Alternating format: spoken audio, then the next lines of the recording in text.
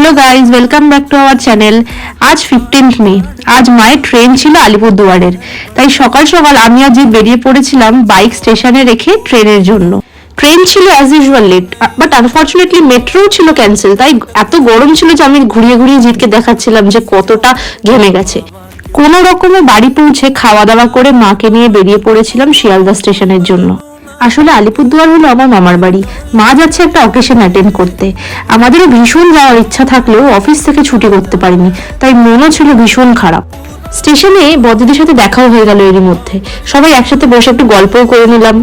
এরপরে মায়েদের জন্য একটুখানি স্টেশন থেকে কেক বিস্কিট এইসব একটু কিনে দিলাম। আসলে ছোট থেকে মায়ের সাথে আমি সবসময় গিয়েছি। বিয়ের পর এই প্রথম মা আমাকে ছাড়া একা যাচ্ছে, তাই মায়ের মনটা খুবই খারাপ হয়ে গিয়েছিল। তারপরে শিয়ালদা স্টেশন থেকে কিছু দরকারি জিনিসপত্র কিনে আমরা নামলাম সোদপুর। ভালো লাগলে লাইক কমেন্ট সাবস্ক্রাইব করে দিও। বাই।